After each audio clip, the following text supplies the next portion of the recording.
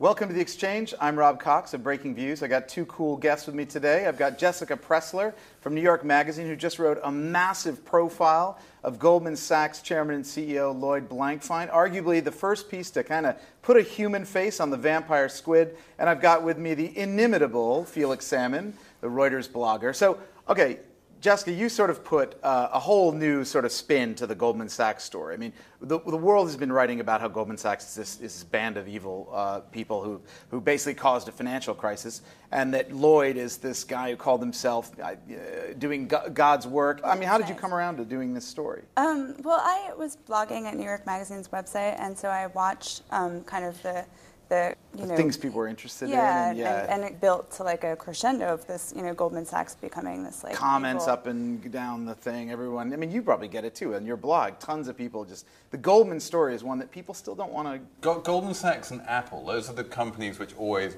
right. People click on them no matter what the story is about. But no, you're right. Jessica turned Goldman Sachs from a bunch of evil, scheming, tentacled people into a bunch of evil, scheming human beings. Right. Which I'm not sure this is actually much of an improvement. Like the fact that evil people know Lady Gaga lyrics does not make them any less. Well, evil. you could say that Lady Gaga is evil in herself, but you did actually have this quote. You said, "We're not." Someone at the firm, an executive, said, "We're not saints, but we didn't cause the crisis." Right. It's more about things aren't as black and white. It's more about us.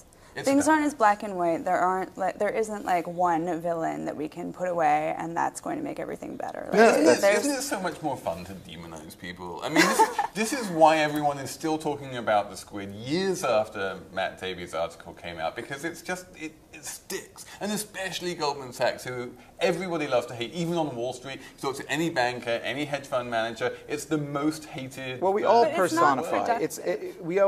Actually, what you want to do is you want to blame someone for the cataclysmic events that took billions and billions off of markets and took people out of jobs. And I think you got to this in your article a bit, and I think Lloyd actually maybe referred to it, which is, in a sense, they don't have customers. I mean, they're not like, I don't know, Citigroup or something where it has 50 million people that walk in every day, use their ATMs and their credit cards. It's easy to demonize an entity or an institution that you don't actually have a relationship with. Right, they're like the Hollywood bank in that Clive Owen movie where they're just this faceless, they run everything. They're very scary in theory. In reality, they're kind of this bunch of weirdos, very smart, but kind of like freaks. Well, I thought Lloyd came across as slightly like a cuddly creature, actually. Talking of Hollywood villains, isn't that like the archetypal villain in any superhero movie? Is he's kind of a freak and a weirdo and a human being with lots of money and power and psychological problems. I mean, this is basically everyone at Goldman Sachs, right? Well, it's everyone at any large corporation. It's Wall Street. I mean, the thing about Goldman Sachs is that this is not to excuse anything that they did, because they did do some terrible things.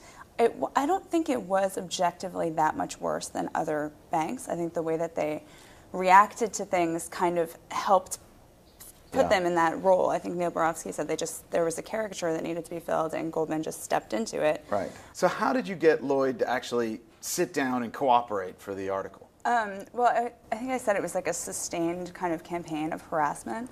I spent about a year and a half trying to get Goldman Sachs to cooperate with the story, because I saw this story unfold with them as the villain and their reaction to it.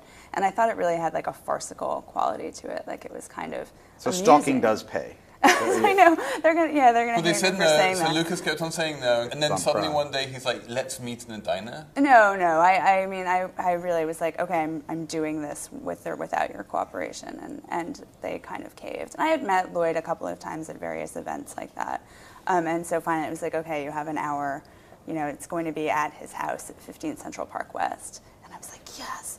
And then right, because then you'd see the inner sanctum. Yeah, and it's a $26 million apartment. It's cool.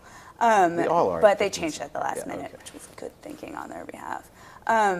So it was good. It was a good talk about. I think he was very honest. Where do you think it goes from here? This story. Okay, so now this story is kind of rumbled on. There's still quite a bit of talk about Lloyd's place at the firm, and certainly the management, and even the whole structure and model of the business. I mean, we had results a couple of weeks ago which were basically really crummy. I mean, what's your sense? I mean, do you think they've lost their mojo or their confidence?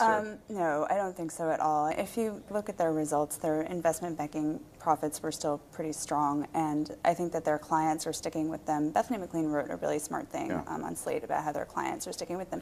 They're really, as bad as they are at communicating to the public who they are and what they're doing, I think they're very good at communicating to their clients. But the clients also, these are basically the same people who are setting the price of the stock, which is stubbornly refusing to go above book value. You know, yes, but everybody else is below book value. But the stock market is basically saying that the Goldman Sachs is worth no more than if you broke it up and sold it off for scrap. But the other way to think of it, Felix, is that people are looking at the stock and saying it's worth its book value, and the other guys aren't. So that's because, and there is this. I had an interesting conversation with a regulator, let's say, this week, who suggested that actually of all the banks, when they looked at the QSIP numbers of all the securities, like 17 out of 20, basically Goldman Sachs would have the lowest mark. So basically you could trust on that book value, whereas if you look at Morgan Stanley, trading at like 70, 80% of book value because people don't know if they can trust it. The problem is there's no growth. I mean, to stay at book value means you actually have to believe that they can grow this business, that they can put the risk back on without losing the money, that they can actually, drive the investment banking business further. It's just, it's hard to see that when everything around them is sort of, geared up against them. Right. They're very smart people, and I mean, there is value in that. But how much value is there, really? I mean, seriously, there's value in that, but when you're paying these people, $15, $20, $25 million a year, they have to create a huge amount of value just to have anything left for the shareholders. Yeah. I think, if you think of the story as starting with Bob Rubin as the first non-banker to run Goldman Sachs, and the rise of the traders and culminating in Lloyd Blankfein, who was a commodities trader, like the most aggressive and least charming kind of person you could ever get to run Goldman. That now we've got clearly this. He came across as pretty charming, I thought, in your piece. He comes across as Lloyd charming. They're very charming. They're not socially. You'd like to have dinner with them. They're not terrible people to. Well, I think that's. I mean, some of them are. That's a part of the story wasn't told, but. But aren't we going to? Is it going to get taken over by the bankers? Are the bankers going to reassert some kind of vestigial power and take over? You have another quarter like the third quarter, a few more like that, where the traders keep not making money. Absolutely, but we'll be back to talk about that on the exchange when and if Goldman Sachs is taken over by the bankers. I'd like to thank my guests, Jessica Pressler of New York Magazine, Felix Salmon of Reuters. I'm Rob Cox. Thank you.